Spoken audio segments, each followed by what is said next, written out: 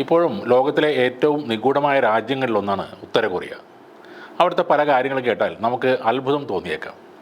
ഉത്തര Korea എന്ന് വിളിക്കുന്ന രാജ്യത്തിൻ്റെ മുഴുവൻ പേര് democratic people's republic of Korea എന്നാണ്. ഡെമോക്രസി ഉണ്ടോ എന്ന് ചോദിച്ചാൽ അതിന് ഉത്തരവുമില്ല. ഏഷ്യ വൻകരയുടെ കിഴക്ക് ഭാഗത്തുള്ള ഒരു രാജ്യമാണ് ഇത്. കൊറിയൻ ഉപദ്വീപിൻ്റെ വടക്ക് ഭാഗമാണ് ഈ രാജ്യത്തിൻ്റെ ഭൂമിശാസ്ത്രപരമായിട്ടുള്ള സ്ഥാനം. 1945 വരെ കൊറിയ ഉപദ്വീപ് ഒരൊറ്റ രാജ്യമായിരുന്നു.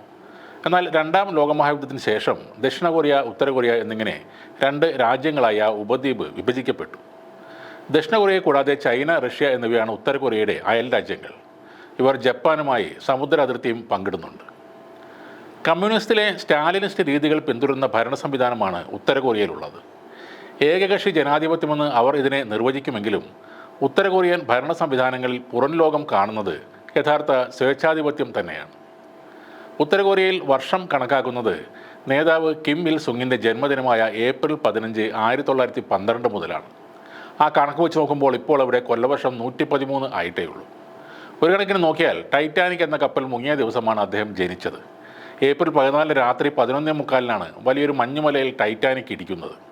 പിന്നീട് മണിക്കൂറുകൾ എടുത്താണ് ആ വലിയ കപ്പൽ മുങ്ങുന്നത്. അപ്പോൾ ഏപ്രിൽ 15 ആയിരുന്നു കിം ഇൽ സുങ് എന്ന സ്വേച്ഛാധിപതി ഈ ലോകത്ത് ജനിച്ചു വീണ ദിവസം.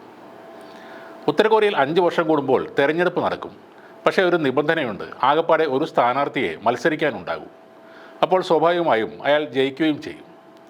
ഉത്തര കൊറിയയിൽ ചില ശിക്ഷകൾ 3 തലമുറ കാലാവധിയുള്ളതാണ്.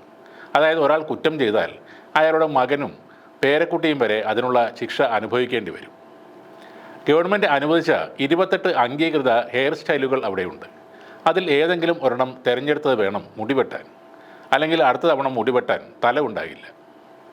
കഴിഞ്ഞ കുറേ വർഷങ്ങളായി ആയിരക്കണക്കിന് ഉത്തര കൊറിയക്കാർ ദക്ഷിണ കൊറിയയിലേക്ക് താമസം മാറ്റിയിട്ടുണ്ട്. ഒളിച്ചു പോകുന്നവരാണ് ഇതിൽ കൂടുതലും. എന്നാൽ തിരിച്ച് ദക്ഷിണ കൊറിയയിൽ നിന്ന് ഉത്തര കൊറിയയിലേക്ക് വന്നത് 2 പേർ മാത്രമാണെന്നും പറയുന്നുണ്ട്. അവർ എന്തിനാണ് അവിടേക്ക് വന്നതെന്ന് അവരോട് തന്നെ ചോദിക്കേണ്ടി വരും. ബൈബിൾ കൈവശം വെച്ചാൽ വധശിക്ഷ ലഭിക്കുന്ന നാട് കൂടിയാണ് ഉത്തര കൊറിയ. കൂടാതെ ദക്ഷിണ കൊറിയൻ സിനിമകൾ കാണുക, നീലച്ചിത്രങ്ങൾ കാണുക എന്നിവയെല്ലാം വധശിക്ഷ ലഭിക്കുന്ന കുറ്റങ്ങളാണ്. പട്ടാള ഉദ്യോഗസ്ഥർക്കും ഗവൺമെൻറ് ഉദ്യോഗസ്ഥർക്കും മാത്രമേ സ്വന്തമായി കാർ വാങ്ങാൻ അനുമതിയുള്ളൂ.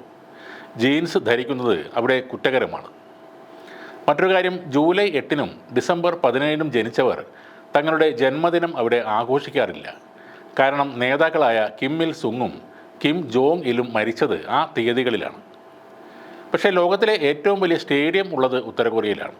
1.5 ലക്ഷമാണ് അതിൻ്റെ സീറ്റിംഗ് കപ്പാസിറ്റി. ഉത്തര കൊറിയയിൽ ആകെ 3 TV ചാനലുകളാണ് ഉള്ളത്. അതിൽ 2 എണ്ണം വീക്കെൻഡിൽ മാത്രവും ബാക്കി ഒരെണ്ണം വൈകുന്നേരങ്ങളിൽ മാത്രമേ സംപ്രേഷണമുള്ളൂ. പുറം ലോകം സോഷ്യൽ മീഡിയ വഴി തങ്ങളെ പരിഹസിക്കുന്നതും അവർക്കൊരു വിഷയമല്ല. കാരണം ഫേസ്ബുക്ക് പോലുള്ള ഐറ്റംസ് ഒന്നും അവിടെ അനുവദനീയവുമല്ല.